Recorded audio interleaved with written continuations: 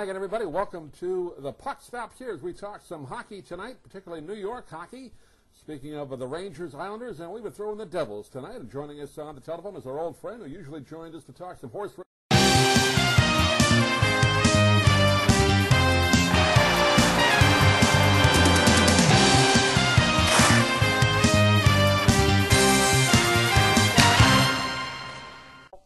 He definitely knows hockey. And by the way, great name. Puck Stops here. I mean, I don't know who writes for you, but that's a genius. I went to school to learn how to write, so I came up with that. How about that? Let me tell you something, all by yourself. I don't know how you don't have a real job, but all right, anyway. Let's not get started on that. Yeah, really. That's 30 years worth of pain, Doug. I definitely don't want to go there. Well, the hockey season just getting underway last week, and Rangers actually starting over in Europe. I don't think they've ever done that before, unless I'm mistaken, playing their first two games over in, I believe it was Berlin and also Stockholm. They also had the training camp, a lot of the training camp over there. I think they had a bit of a rough go. They lost the game in overtime in a shootout. Another game they lost as well. But your thoughts right now on John Tortorella with the Rangers? Of course, fans down here where I am in the Tampa Bay area know Tortorella well from his Lightning days, but is it still optimistic up there in Rangerland? I don't know how optimistic it is up here. You know, first of all, then starting over in Europe it was really a nice thing. They had the training camp there to play a couple of games beforehand. And then the problem with the Rangers is that they, there really isn't much scoring. Even though they added Richards, they had Callahan, Dubinsky, Gaborik, of course. Hopefully they'll get some lines together that could feature Gaborik. But they don't really have the scoring touch. You know, the Rangers are just not really a well-conceived team. With a lot of these teams, you could see the possibility or even the, some sort of excitement, even for the future with the Islanders. You can actually see something there. The Rangers are, they're getting younger, still a little bit old, and they rely far too much on their goaltender. And without that man in the pipes, he might be one of the greats that should be one of the greats of all time and will never win a Stanley Cup and maybe never even make it into the semifinals or beyond. And that is a shame because he is spectacular.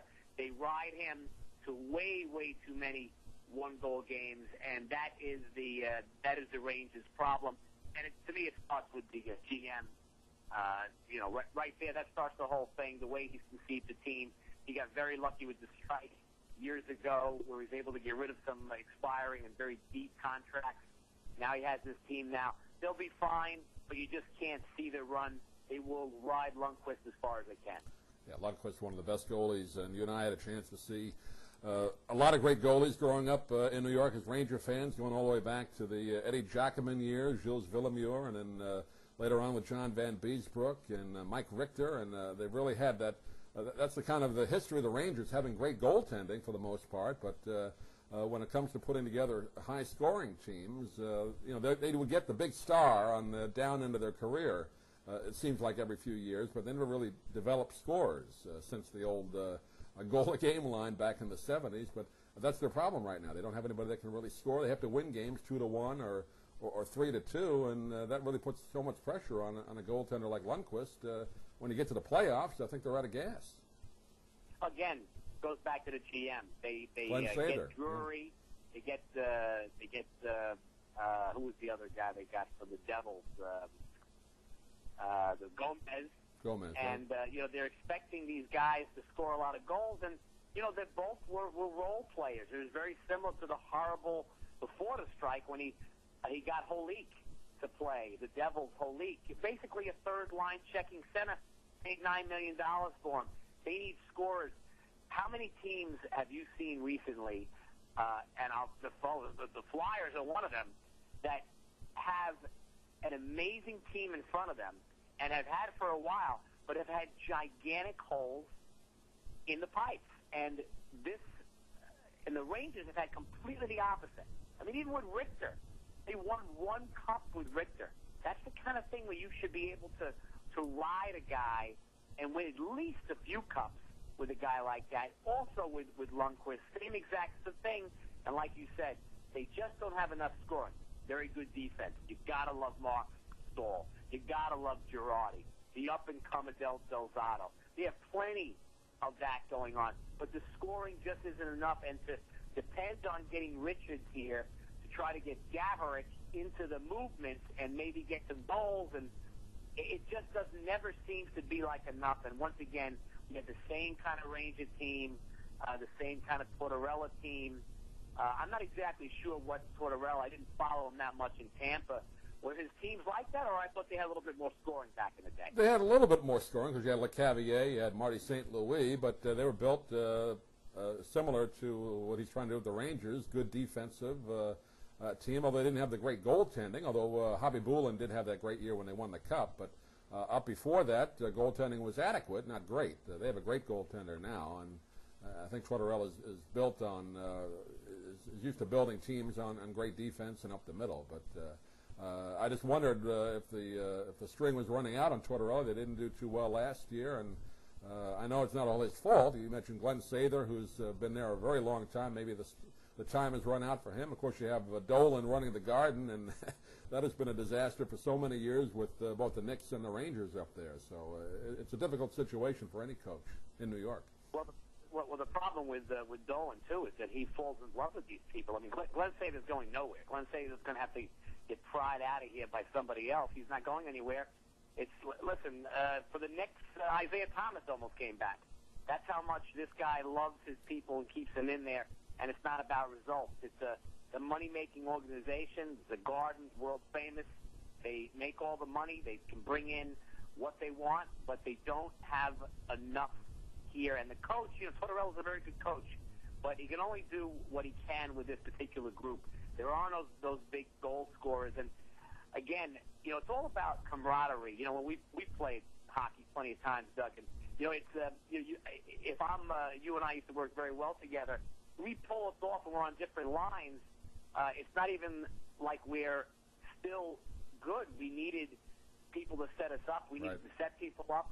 And the Rangers don't really have that. And that's one of the things that happen. They kind of get pulled apart.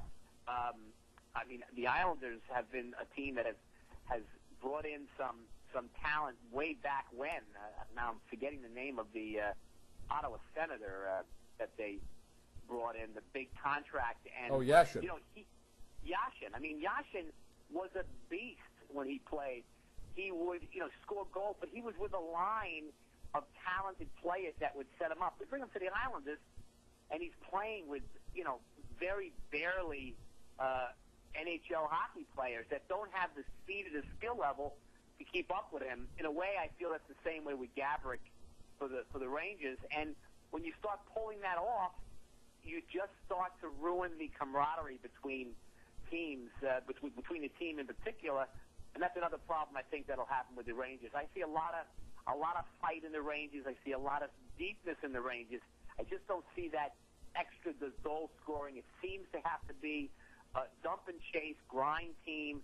You got to try to make the defense face the glass, and that does well if it's your third and fourth lines grinding it out. But you need some goal scorers in the first two lines, and there's nothing here that really brings it over the top. Maybe you'll get some sort of rush if they have one good line. They can be able to get it together. But Tortorella, he loves to move things around. Something's working well, not working well. He's like a mad scientist back there. So. How about Sean Avery, Pete? Kind of a controversial figure in his hockey career. He gets basically sent down to the minor leagues, and I never really understood his value to a team. He always seemed to be a head case when he was with Dallas, and before that, I think he was with out west with the Kings. I guess that's addition by subtraction, or is it? What do you think? Well, I'll put it. I don't. For those who own businesses, or when you hire an employee or hire a new hotshot, and they come in and they're just unbelievable for the first few months. They do everything. They're your most valuable player. You can't believe you ever lived without them. And then they get a little stale, and then you start seeing all the cracks, and then eventually you got to let the person go. That's what Avery. Avery came here. He was unbelievable. The energy, he got the Garden rocking. He actually scored goals. He was just the energy maker that made that team roll. And when he got hurt, it really hurt the team. Then they traded him. They bring him back, and his problems started coming out. The cracks started to show. It was the right move in this case because he just didn't really have a role here. They wanted to get a little bit younger.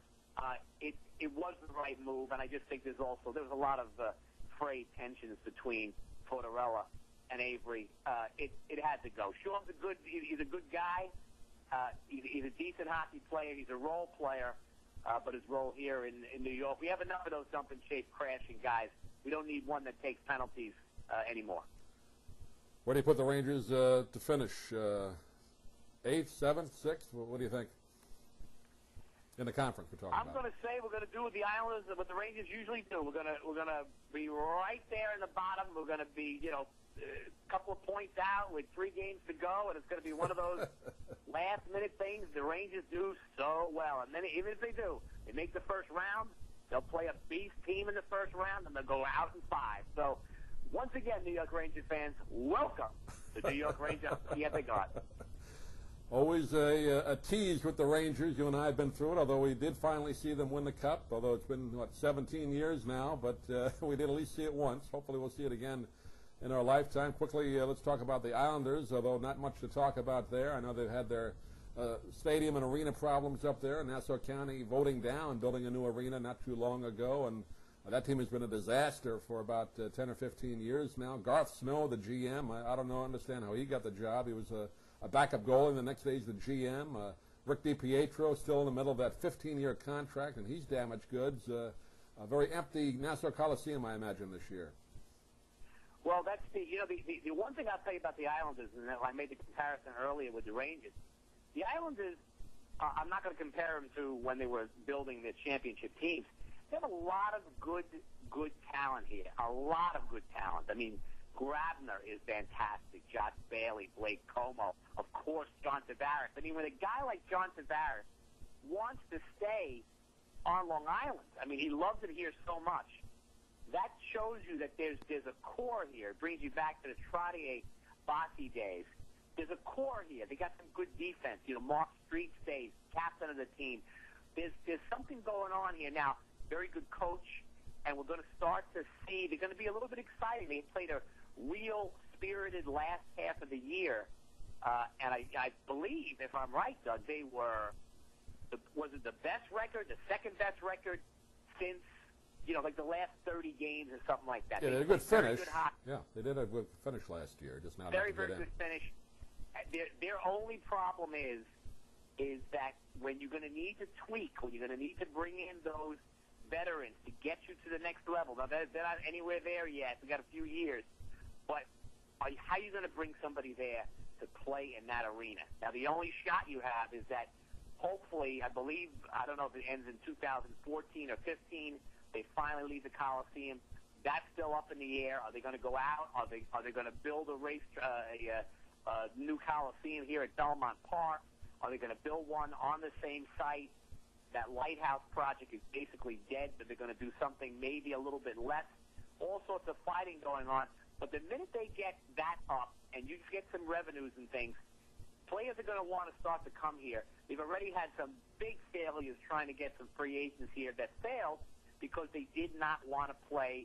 It was they took less money to play in a place.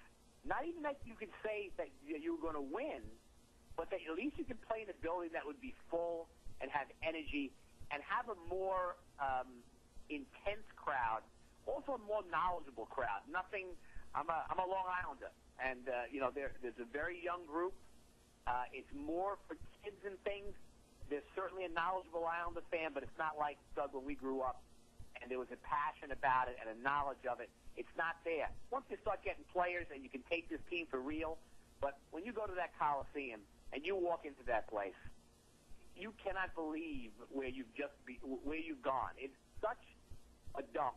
And for instance, I mean, they have, I think this year, they're having, I think it's, like half-season packages for like $100 for 20 guys. It's crazy stuff they're doing just to get people in the place. Once that comes, though, there is an energy there. I'm not sure if you can, say it's Garth Snow or it's been a hell of a lot of good drafting. But I like what they're doing. I can see something down the road. There's a passion with this team. Yeah, the Coliseum has always been a dump. It just was a newer dump when we went to it back in the day. It's true, but at least then, you know, there was a little something there. When there was you some energy there, right? Yep. I mean, when you walk into it now, just the outside of it, you know, that's one thing. You walk inside, and it's just so tired looking. The seats, oh my God, the seats. I mean, I should bring a bed cover to go over those seats. It's, if they had standing room, I'd just rather stand. The one good thing about it, if you like a particular team, you're certainly able to go on StubHub and get a $5 ticket and go watch your team play. You can sit up in the upper row for 6 seconds and then go run downstairs and go watch a game. So I remember you and I used to get the $3 tickets back in the day. Remember those? That's right. That's right. It was actually it used to be the student. My dad used to always get that for us. Of course, there were always weeknight games and against, you know, like the crummy lower teams. half teams. Yeah. The California exactly. Golden Seals. I remember that was one of the games we saw. Yes, right. Well, you know, I know that dates it for the people watching, but they were actually a team called the California Golden Seals. Yes, and they dressed. You remember the color, Doug? It was a yellow. It was kind of a yellow and a like a bluish green. The yellowish greenish, you know, it was. Gaudy. I mean, you know how they have the football, they have the throwback jerseys. Some teams should come back as the California Golden Seals because those were some uniforms back in the day. They eventually became the Minnesota North Stars.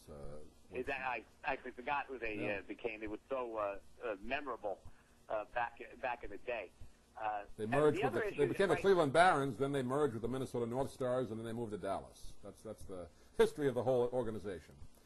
Well, I'm hoping that the Islanders don't have a similar thing where they end up moving somewhere else. I mean, he certainly talked about Kansas City. Right. I mean, they have their own issues. Right. Even in goal right now, they're carrying 3 goaltenders, which is pretty unbelievable. I mean, they've got Montoya, who's kind of a surprise starter, and they're going to run him for as far as he played good in game 1 when they lost. Won game 2, played very well. But, I mean, you're not going to be backstopped by Al Montoya and go to distance. Ricky had some very big games when he did play last season, but, you know, he's injury prone. And then, you know, what's his name? Nabokov, another one who can actually do some damage there. Carrying 3 goalies is a little bit weird. That could always cause some problems, but I see a little bit of potential there for the Islanders. Yeah, Kansas City had a team at one point. The Kansas City Scouts did not do too well. I think they only lasted 1 year out there. So Kansas City's not the kind of city I don't think the NHL wants to go to. They want to keep the teams in New York, you know that. It has 3 hockey teams in the area with the Devils in New Jersey, but like you said, they don't get that arena built. There's no way that team can, I mean, they're not going to spend any money on players, and there's just going to be more and more years of futility. So it'll be interesting to see what happens. Yeah, well, it's amazing the deal that they signed back then to I mean, if you even hear the terms of the lease, they don't get anything for the, I'm not even sure they get parked. You know, they have such small The county owns the stadium, which is the county of Nassau County, which is a government organization. So the team gets nothing. I'm just hoping that when they build it, it'll be something nice. There's talk about building it at Belmont Racetrack and making the Indian Casino that they want to build here. Also here, they have plenty of room at Belmont, so that would be a good draw. I might move back if they do that. Yeah, if they do that, you should. I might. You should come back. Maybe part of the year. And if you come here, I'm leaving too. So just let me know when you're coming, and I'll go back down to Tampa, and I'll be a Tampa Bay Devil Rays fan and a. I'm sorry? Tampa Bay Downs you'll go to every day instead of Belmont. Right, whatever. Wherever you are, I'll be the other place, but that's okay. Well, Pete, always good to talk a little hockey with you. We'll do it periodically throughout the season. You keep an eye on the Rangers and Islanders and also the Devils for us, but good to get this first kind of preview of the season underway. Should be always fun. It always is up in New York with hockey, and it's a long season, but I think it's going to be a good one. Well, plenty of time to talk, and we'll be able to commiserate with the Rangers roster many times over the course of the season. Pete the Prophet joining us. This is the Puck Stop here, where we talk NHL hockey. I'm Doug Miles. Thanks for watching, everybody. We'll see you again next time.